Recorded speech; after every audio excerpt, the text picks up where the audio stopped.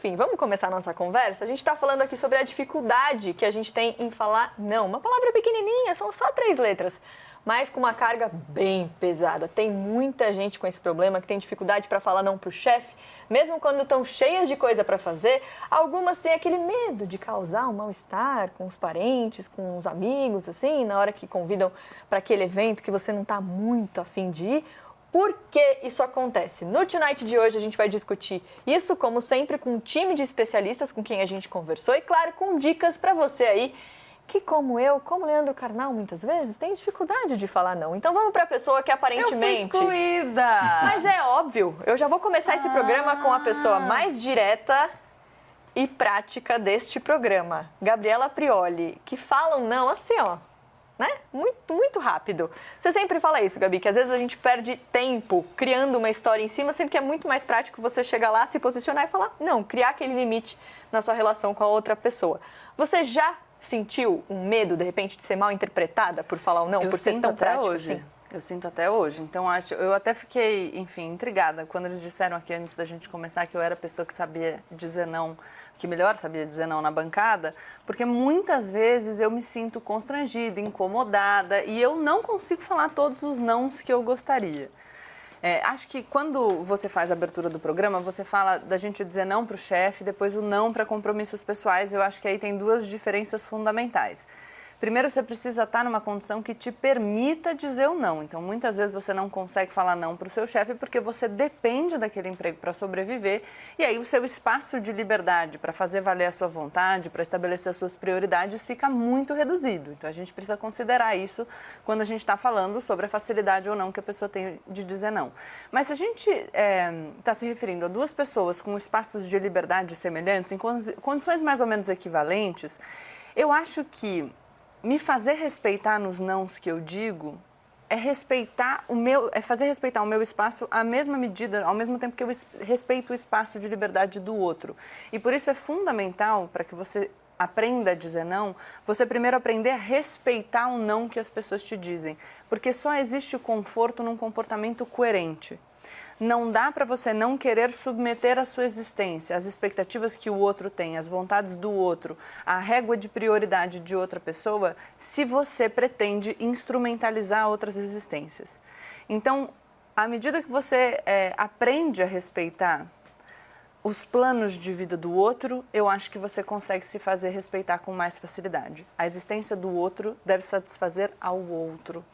E claro, dentro da sua construção da própria existência, você pode satisfazer outras pessoas de acordo com aquilo que você deseja. Mas a gente precisa, preservando a liberdade do outro, conseguir a preservação do nosso espaço de liberdade. Acho que é por isso que eu digo não com mais facilidade. Eu faço questão que as pessoas vivam de acordo com aquilo que elas querem, sabe? Carnal, a Gabi falou sobre a diferença entre a vida pessoal e profissional. Se a gente fala do convite para aquele evento chato, existe uma questão cultural na hora de recusar ou aceitar? Porque eu percebo que muitas vezes aqui no Brasil as pessoas criam um negócio em cima para falar não no fim, porque não quer desagradar a pessoa que fez o convite. Existe uma questão cultural nisso também? A nossa linguagem é uma linguagem passional. Nós já falamos aqui várias vezes da ideia do homem cordial em Serge Bock de Holanda. Nós pensamos muito passionalmente, pensamos muito trazendo junto toda a nossa individualidade. Por isso que as críticas, por exemplo, no Brasil, são sempre tomadas como críticas pessoais e nunca ao trabalho ou uma chance de melhoria. Eu acho que às vezes a gente não pode dizer não. Se eu tenho uma necessidade desesperadora daquele emprego, dizer não pode colocar meu emprego em risco e eu preciso comer ou dar de comer a quem eu amo. A outra questão é uma questão mais subjetiva. Eu, por exemplo, fui educado a superar um pouco a minha vontade quando ela for uma vontade sem uma causa. Eu não quero ir àquele evento chato, mas é importante para você que eu vá.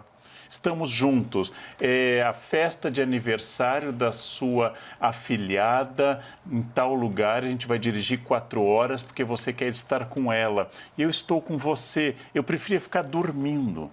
em casa, mas é uma concessão que eu faço. Agora, qual é o grau dessa concessão? Que custo ela tem para você? Se você vai jogar na cara depois, eu fui. Então, tudo isso é muito complicado. Mas eu não gosto de pessoas que estão sempre com a sua vontade imediata, né? Sempre com a sua vontade. Hoje é o enterro da sua avó, hoje eu estou cansado. Não, eu acho que a gente tem que, às vezes, ultrapassar essa vontade imediata. Agora tem que ser uma coisa tranquila. Esse é um exercício que eu não terminei de realizar no meu autoconhecimento. Quando é que eu faço a concessão e quando a concessão é tão pesada que seria melhor eu ter dito não. É isso que eu acho fundamental quando você fala de autoconhecimento, porque você diz, é importante para você que eu vá. E, portanto, pode ser importante para mim que eu faça concessão, porque para mim é importante observar o seu bem-estar. A pessoa que diz não, mesmo aquilo que é importante para o outro, deve estar pronta para encarar as consequências desse não que foi dito.